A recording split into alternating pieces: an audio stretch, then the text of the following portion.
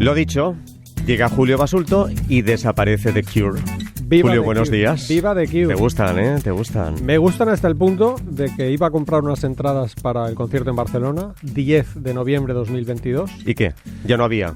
Sí había. Sí había. Pero valen 80 euros o algo así. Y en casa somos 5 más novias, novios, Pues novies. vete tú solo. Y no. Es que lo bueno de The Cure es que yo fui a un concierto de The Cure hace algo así como 320 años en el Velódromo de Barcelona. Wow. Y ahora a María, a Ana y a Oliver es que tienen un póster en su habitación de The Cure. Les gusta hasta ese punto. Es que lo de The Cure es inmortal. Intergeneracional. ¿Sí o no? ¿eh? Es maravilloso. Sí, es verdad. Pero sí, oye, ¿Qué tal no estás, hablemos, Julio Basulto? que tenemos aquí a la doctora Clotilde Vázquez al otro lado. Bueno, si quieres la saludamos ya. Por supuesto. Doctora, buenos días. Buenos días, ¿cómo estáis? Bien, ¿y tú? Bueno, voy a tutearla porque me lo ha pedido, ¿eh? Sí. ¿Te gusta The Cure, Clotilde? Pues sí. Vale. Yo estoy muy bien. Estoy confinada por esto de los contactos COVID, pero la verdad que yo estoy muy bien. Bien. Bravo. Bueno, sí, hay que tener mucho cuidado, ¿eh? Insistimos, hay que tener mucho cuidado. Y vacunarse. Con el coronavirus. Bueno, seguramente los oyentes que tienen buena memoria sabrán que en noviembre de 2020 ya nos acompañó en Vida Sana la doctora Clotilde Vázquez para hablarnos de su libro Climaterio. Pues bien, hoy vuelve a regalarnos su tiempo, su sabiduría, porque acaba de publicar un nuevo y muy recomendable libro titulado Con hormonas y a lo loco. Y de su inmenso currículum vamos a destacar, para abreviar, que es jefa corporativa de endocrinología y nutrición de la Fundación Jiménez Díaz y una de las voces más autorizadas de la endocrinología en nuestro país. Y también, bueno, no lo he dicho todavía, pero también nos acompañó en 2019, no solo en aquella ocasión, 2019, para hablarnos del libro Manual de Obesidad. Así que, como ya eres una muy buena amiga de esta casa, me permito, como digo, tutearte. El subtítulo de tu libro es, recuerdo, Con hormonas y a lo loco. El subtítulo es Claves para cuidarte durante la menopausia y el climaterio, doctora. Bueno, es posible que muchas personas piensen en este momento, bueno, la menopausia que es una etapa más, no hay que darle más importancia, pero tú a eso respondes en tu libro en el apartado, ¿es una exageración ocuparse de la menopausia? ¿Qué nos puedes decir? ¿Es o no es una exageración, doctora? Pues en absoluto es una exageración, es un momento vital muy importante y puede conferir una gran vulnerabilidad a las mujeres. Es una exageración hacer el drama de la vida, eso sería una exageración, pero lo que no es nada exageración es meter luz y acudir a profesionales cuando se está transitando ese momento para diagnosticar qué está pasando desde el punto de vista de salud general, de salud hormonal y preparar las bases para vivir mejor la mitad de la vida, que es lo que le queda a la mayoría de las mujeres cuando comienzan la menopausia. Es verdad, sí, toda la razón. Sí. Me ha gustado mucho el libro, como siempre. Tiene otro libro, Clotilde, que se llama Climaterio con K, que hablamos con ella, como has dicho. Pero la verdad que bueno, pues me ha vuelto a sorprender y me ha gustado mucho, hasta el punto de que hoy no tenemos patraña de la semana. No. Porque queremos dedicar pues más tiempo a hablar con Clotilde y a las preguntas de los oyentes. Así que eso, enhorabuena y gracias. Por cierto, voy a recordar los teléfonos, 900-630-630 y 900-137-137, porque recuerdo que la anterior ocasión fue un éxito, que estuviera con nosotros la doctora. Sí. Así que, bueno, si quieren preguntarle cualquier cosa Carles, al también respecto, me acuerdo... Sí. Perdóname, también me acuerdo que ese día, cuando estaban en cuestión toda la vacunación, Julio me preguntó, una última pregunta, Clotilde, ¿te vas a vacunar? Y yo dije, sí, por supuesto, me voy a vacunar.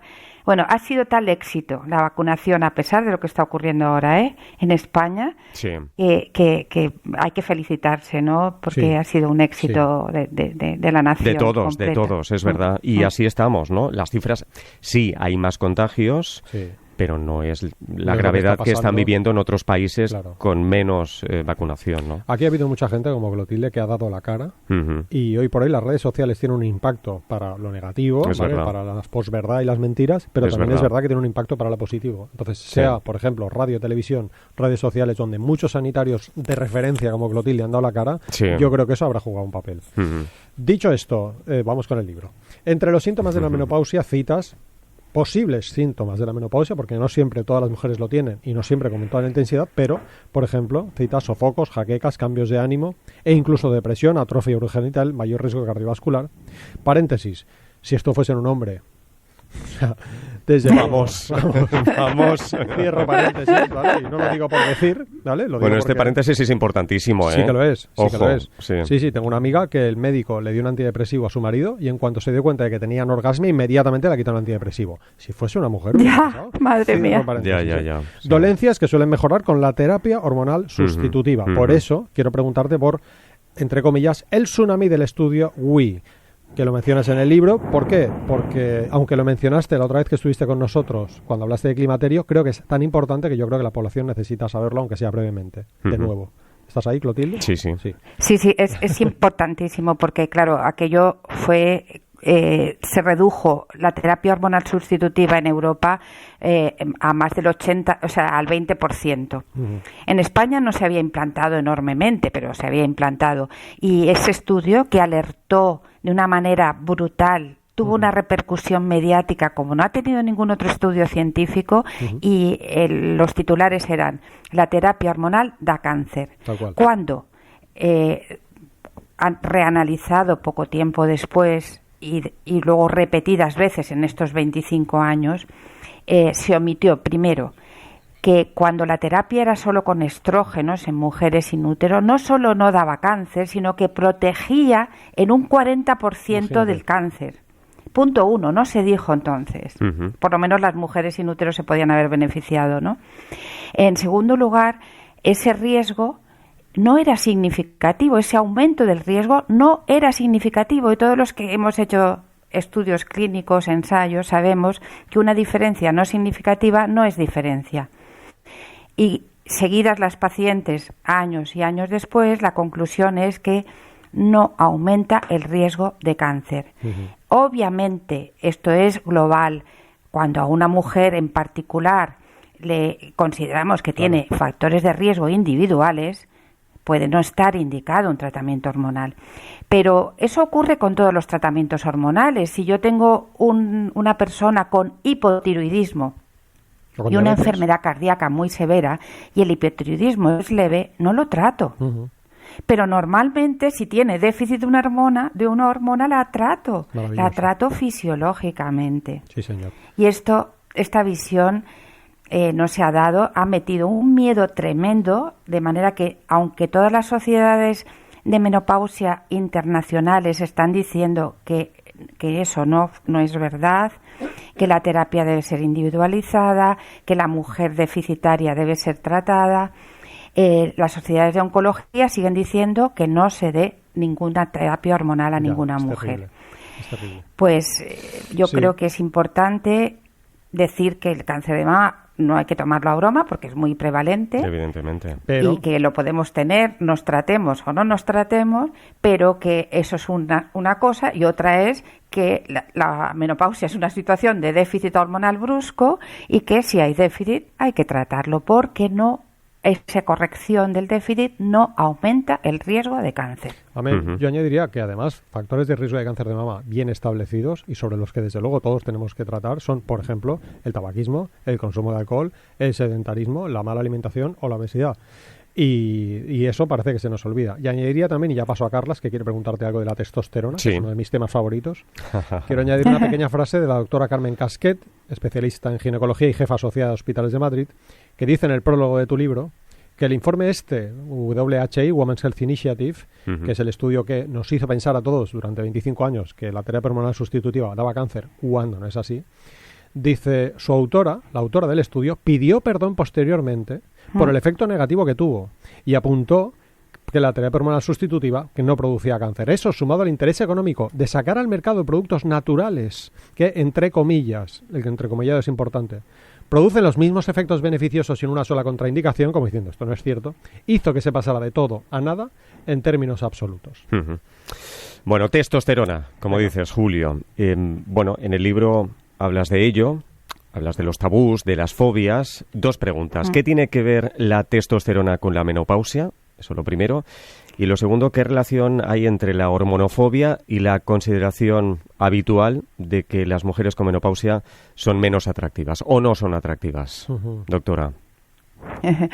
Bueno, lo primero es que la testosterona también es segregada en el ovario en cantidades mucho menores y que muchas mujeres ese es el elemento no considerado hasta ahora que condiciona algunos de los síntomas que se dan en la perimenopausia y posmenopausia, sobre todo a veces la falta de energía vital y, desde luego, la ausencia o déficit de libido.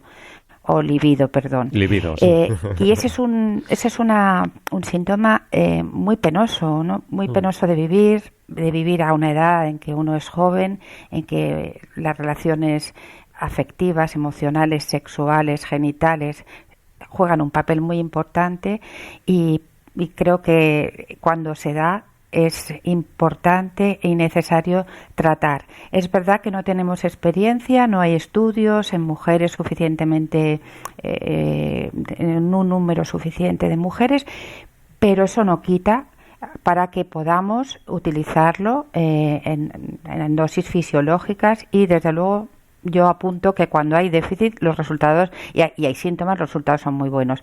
En cuanto a lo de la mujer hormonofóbica, pues mira, es la pura verdad que muchas veces la menopausia se vive entre susurros, se comunica entre susurros, hay en la mesa camilla, entre comillas, porque la mujer tiene la sensación, y no solo la sensación, es que se ve que se encuentra peor, que no duerme y la cara se le pone fea, le salen más arrugas, se le quita la cintura porque de repente la grasa se acumula, o sea, se ve fea y decir, ya estoy en la menopausia, estoy fuera de mercado, soy menos atractiva, en un mundo tan tremendo, tan exigente hacia la mujer y su aspecto físico, que yo no defiendo esto, pero es así, pues la mujer tiene miedo y entonces disimula. No habla abiertamente de su menopausia, no acude al médico para decir, mira, yo me siento así y sobre todo quiero evitar no solamente sentirme menos atractiva para mi pareja, para la sociedad, sino que además es que no quiero arriesgar mi salud de 10 o 20 años después. Entonces, entre eso y que todo el mundo le dice, no te hormones, las hormonas dan cáncer, esa especie de hormonofobia que existe, pues la mujer muchas veces se calla y esto es un gran problema porque a largo plazo, desde luego, es el comienzo de muchos achaques y muchos riesgos cardiovasculares, cognitivos, óseos, etcétera, que van mucho más allá de los primeros síntomas que son más sofocos, inestabilidad y tal. Yo quiero decir que tengo conflicto de interés con la doctora Clotilde Vázquez. Porque, claro, yo tengo un sesgo hacia ella, entre otros motivos. Yo la conozco desde hace muchos años, ¿verdad? Pero desde que Olga entró en la menopausia, y ella nos ayudó un montón, ¿no? Olga tuvo muchos síntomas y tuvo muchas de las cosas que ella describe en el libro. Por ejemplo, ir al médico, comentárselo y decirte que esto no es nada, se te pasará, ¿vale? Cuando ella explica y ella justifica, y es una de las personas que nos hizo ver la luz. La tuvo muy joven, por cierto, ¿no? Sí, la tuvo muy joven, pero severa, en palabras de Clotilde Vázquez, ¿no? Y claro, desde que Olga está con tratamiento, oye, es que es otra persona, ¿eh? O sea, está haciendo CrossFit todos los días, una persona que no podía abrir la puerta de casa por los dolores articulares que tenía. Aparte de los problemas de libido, etcétera, etcétera. Quería decir un dato más rápidamente. Leí un estudio sobre las personas trans publicado en octubre en Lancet, que decía que uno de los factores de riesgo de mortalidad, ahora veréis por qué lo digo, de las personas trans es que tienen miedo a ir al médico. Y claro, mucha gente que no quiere ir al médico por miedo a la discriminación y el estigma significa que demoran el tratamiento de patologías como el cáncer de pulmón, como la enfermedad cardiovascular o la diabetes tipo 2.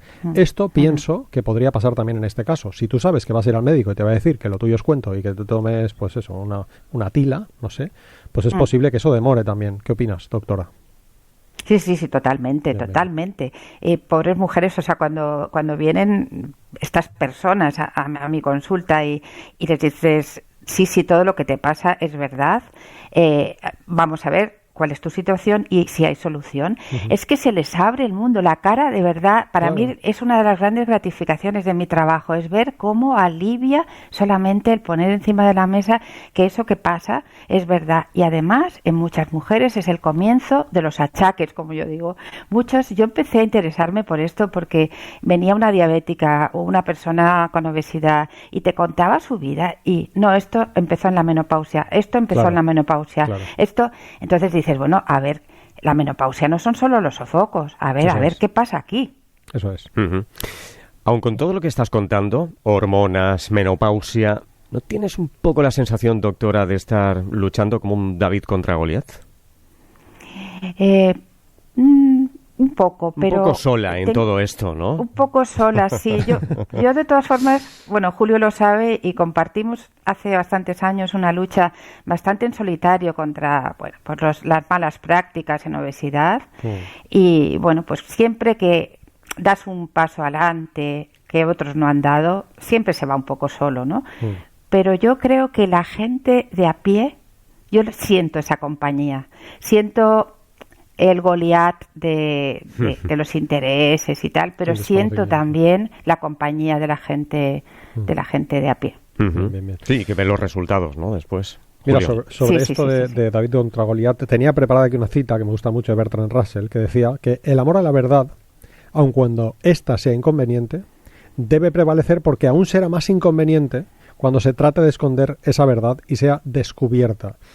Pensé en esta frase cuando leí en tu libro El infierno que acecha, un apartado en el que hablas de la terapia hormonal sustitutiva cuando está indicada, repetimos, con respecto al riesgo cardiovascular que está aumentado en las mujeres en esa etapa, ¿no?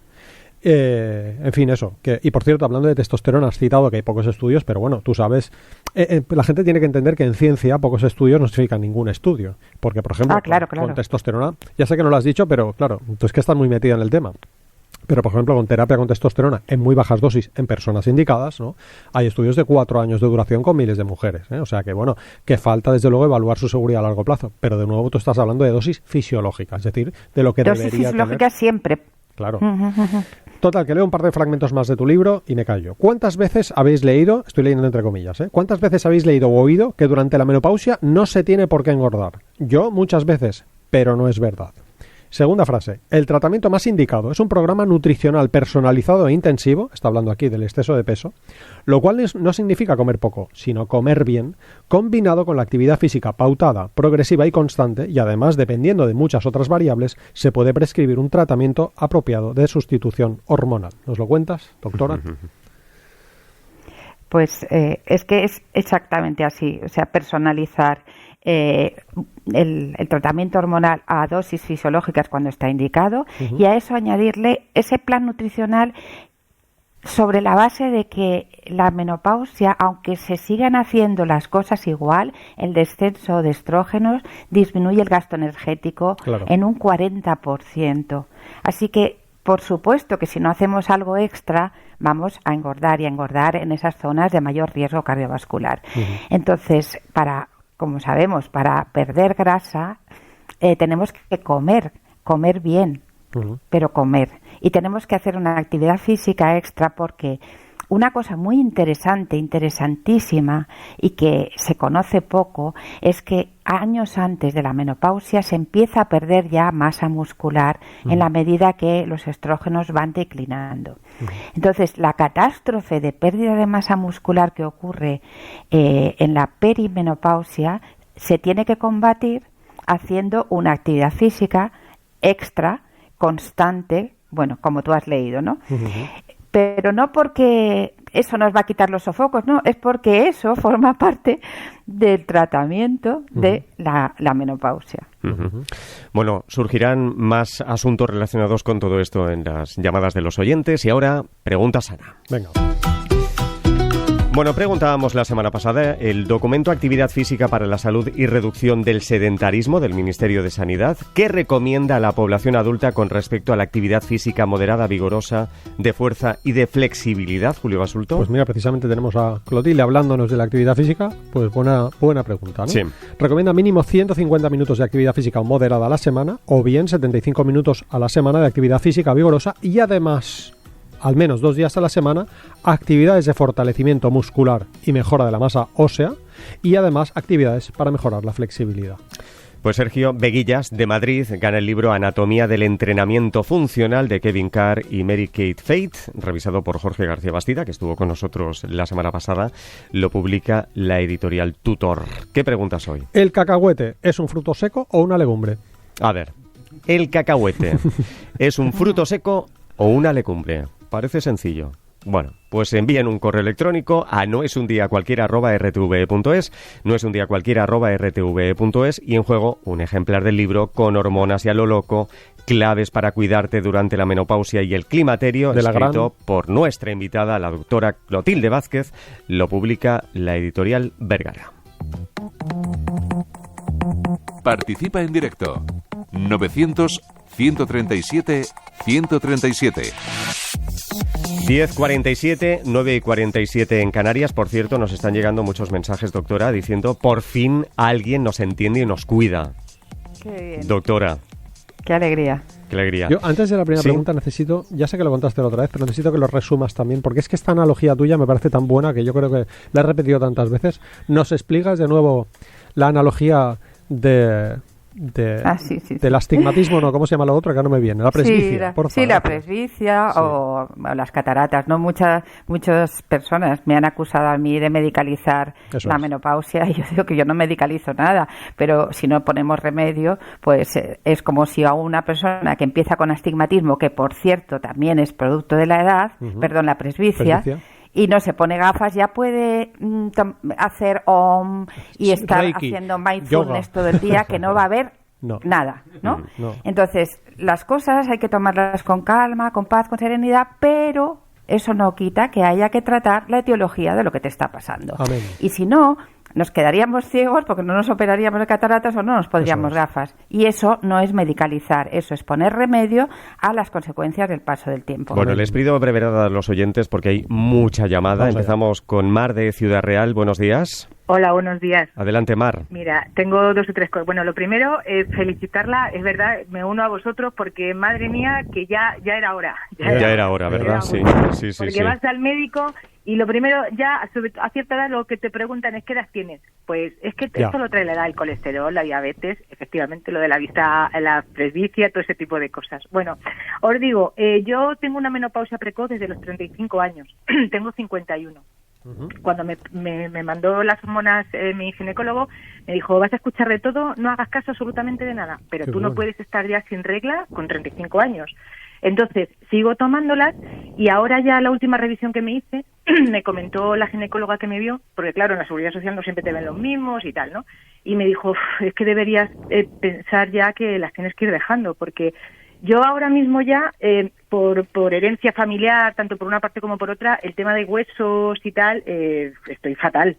Además tengo un trabajo pues de estar mucho tiempo de pie y tal.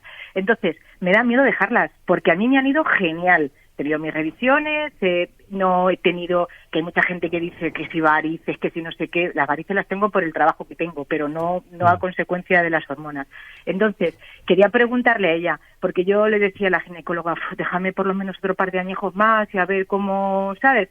Pero claro, al mismo tiempo intentar educarme, intento cuidarme en la alimentación. La pregunta, Mar, la pregunta. La pregunta es eso, sí, perdón. Nada. ¿Las dejo ya o me puedo esperar otro poco? ¿Qué conteste? A ver, doctora. Respuesta rápida. Te contesto lo que dice además la Asociación Española para el Estudio de la Menopausia, que no está establecido el tiempo de acabar. Es decir, se pueden dar posiblemente muchos años. Lo que sí que es verdad es que a veces es posible y es recomendable bajar un poco la dosis en la medida que tengamos pues menos necesidades, menos receptores y tal. O sea que en tu caso la respuesta, no las dejes, mira a ver tu situación hormonal si puedes reducir un poquito la dosis de hormonas. Siguiente duda. Pues muchísimas gracias. Era eso más que nada. Muchísimas gracias y nos ayuda un montón. Sí. Pues gracias. Seguro. Muchas gracias, Mar. Pues paso a una duda que hemos recibido. Perdona, Mar, la interrupción. Sí. Paso a una duda que hemos recibido hace 16 minutos en Twitter por parte de @setelina. ¿Podéis hablar de las hormonas en mujeres con histerectomía, doctora? Por supuesto, ahí sí que no hay ninguna duda. Una mujer con histerectomía que puede tratarse con estrógeno, no hace falta la progesterona, y todos los estudios, absolutamente todos, ofrecen beneficios a la mujer deficitaria en estrógenos, sin útero, en tratamientos muy prolongados con estrógenos. Así que casi es una suerte. Ahí sí que no hay ningún tipo de duda o de... Así que adelante con los estrógenos en las mujeres sin útero. María, Asturias, buenos días. Buenos días. Adelante, María. Bueno, mi pregunta, ante todo, enhorabuena por el tema que estáis tocando. Y Gracias. Mi pregunta, muy sencillita, es: ¿hay solución para una persona que lleva 10 años con menopausia sin haber tomado ningún tipo de tratamiento y con todos los síntomas que habéis descrito, como dice el otro, y más? Muchas gracias. ¿Qué edad tiene María, por favor? 61 para 62. Gracias. Doctora Clotilde Vázquez. Yo creo que no hay una respuesta contundente. No se recomienda porque podría aumentar el riesgo cardiovascular, pero en mi caso lo que yo planteo y lo que creo que es lógico es evaluar la situación cardiovascular de la mujer que lleva 10 años menopáusica sin tratamiento. Y en función de eso, evaluar la posibilidad de tratamientos, quizá a lo mejor con menos dosis, quizá a lo mejor más progresivos, siempre y cuando no haya una arteriosclerosis ya generalizada. María, gracias también por la confianza. Gracias y buenos días. Otra María en Twitter dice: gracias, doctora, y pregunta: ¿por qué no se pauta este tratamiento en la Seguridad Social? Solo me aconsejan tomar soja. Tampoco se habla de la sequedad vaginal, que es como un tabú. ¿Qué decimos a eso? Perdón, antes de que hable Clotilde Vázquez, es decir, no te lo puede prescribir la Seguridad Social. A Olga se lo prescribe la Seguridad Social. Es decir, no hemos hecho nada raro. Dice, ¿no está pautado este tratamiento? No sé, doctora. Dice, no lo sé. Está pautado. Quizá, no sé, los médicos de atención primaria todavía se han quedado en esa información de tratar el tratamiento hormonal en la menopausia da cáncer, y entonces pues no lo prescriben. Hay desconocimiento, pero no es que... Lo de la soja es un poco raro, ¿no? Sí, lo de la soja además ya se queda muy anticuado porque se ha demostrado que no es útil como fitoestrógeno en la menopausia. Pilar, Madrid. Reclamarlo. Claro. Pilar, Madrid, buenos días. Hola, buenos días. Adelante, quería preguntar si puede haber alguna relación entre tomar el tratamiento hormonal y que haya más jaquecas, que la mujer sufra más jaquecas. Bueno, normalmente no ocurre, pero si ocurre hay que cambiar el tipo de preparado. Sí puede tener relación, sí. Puede tener relación. Sí puede haber relación, ¿verdad? Sí. Vale, y a mí me han hecho ahora mismo un cambio y me han puesto unos comprimidos que serían vía vaginal de estradiol. Eso sí que puede provocar, porque he leído en el prospecto que sí, y yo sufro unos dolores de jaqueca horrorosos, entonces pues de momento no lo estoy tomando. Pues es que justamente hay muchísimas mujeres que padecen de jaquecas durante toda la vida fértil, y en la menopausia al no haber estrógeno se les pasa, y viceversa. O sea, hay mujeres que no tienen jaquecas y con el tratamiento hormonal empiezan, y tiene relación con las hormonas. Entonces hay que ir buscando aquellos preparados, que los hay, que no tengan, que tengan un efecto estrogénico, pero que no produzcan cefaleas. Hablas, por cierto, ya que lo preguntas, en el libro, Con hormonas y a lo loco, Clotilde dedica unas cuantas páginas al tema, lo digo porque, no, esto es barato el libro, no sé cuánto vale, 17 euros. Pilar, pues queda contestado. Gracias. Buenos días. Con una pregunta de Twitter. Buenos días. Nos pregunta Chapilla, que es @nbanuria, que si nos puedes decir algo, Clotilde, sobre, aquí no pregunta sobre la terapia hormonal, sino sencillamente el abordaje de la alopecia androgénica. Bueno, la alopecia androgénica puede ocurrir por otras razones a lo largo de la juventud también, en los ovarios poliquísticos, pero es mucho más frecuente a partir de la menopausia en algunas mujeres. ¿Por qué? Porque al no haber estrógenos, los andrógenos que se producen en las suprarrenales predominan. Si además hay un factor genético, si además hay estrés, pues esta alopecia puede ser a veces muy llamativa, muy humillante y muy dura de llevar. esto tiene tratamiento, ya forma parte más combinadamente entre endocrino ginecólogo y dermatólogo. Hay que ajustar las hormonas de manera que nos opongamos un poco a los andrógenos y demos estrógenos para combatir la ausencia de los mismos. Aquí me gustaría añadir brevemente algo que comentaste la otra vez que te entrevistamos, y es que en muchas ocasiones no se trata la menopausia médicamente cuando debería tratarse, ¿vale?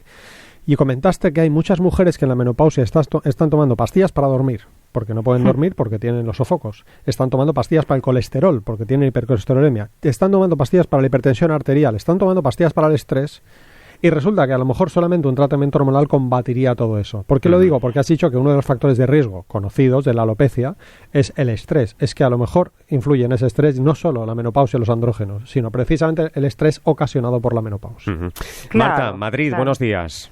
Hola, buenos días. Adelante, Marta. Gracias por el programa, porque es buenísimo, ¿eh? Gracias. Tanto la doctora Basurto como tú, bueno, todo es buenísimo. Muchas gracias. A ver, ahora paso.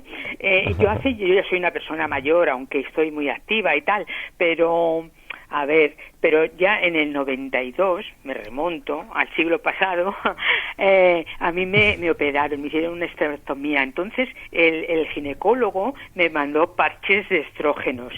Me fueron genial, pero genial. Estuve bastante tiempo con ellos y en ningún momento, claro, antes no se hablaba como ahora tan abiertamente del tema, sí, me dijeron que podía ser cancerígenos ni nada de eso, y yo los he llevado pues como de 10.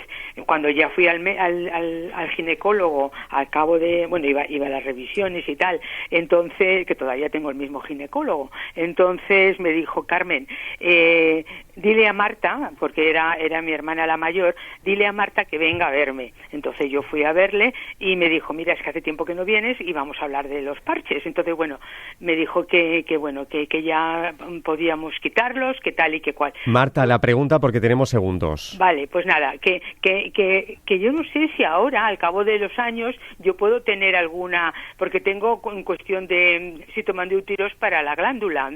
Entonces, no sé si esto puede ser por aquello o si yo puedo ser, bueno, claro que puedo ser propensa a cáncer como todo el mundo, pero doctora, por el motivo ese. ¿Qué contestamos a eso? 20 segundos. El cáncer puede venirnos habiendo tomado o no tomado hormonas, o sea que bueno, hay que vigilarse, hacerse las mamografías, y me encanta cuando decís, varias de las que habéis hablado, me pusieron estrógenos y me fueron genial, ¿no? Bien. Es que privar de esto a las mujeres, no. Marta, muchas gracias. Doctora, fue así, me fueron genial. Gracias por la confianza, Marta. Gracias y buenos días. Bueno, doctora Clotilde Vázquez, gracias por estar con nosotros. Para quienes quieran seguirla en Twitter, @VázquezDoctora, e Instagram, @doctoraclotilde. Un beso muy fuerte, doctora. Y el 18 de enero a las 19 horas en directo en su cuenta de Instagram. Lo seguiremos entonces. Un doctora, besito. hasta la próxima. Doctora. Un abrazo muy grande, gracias. Muy grande. Gracias. Julio, hasta la semana que viene. La próxima vez en directo. Eso, adiós.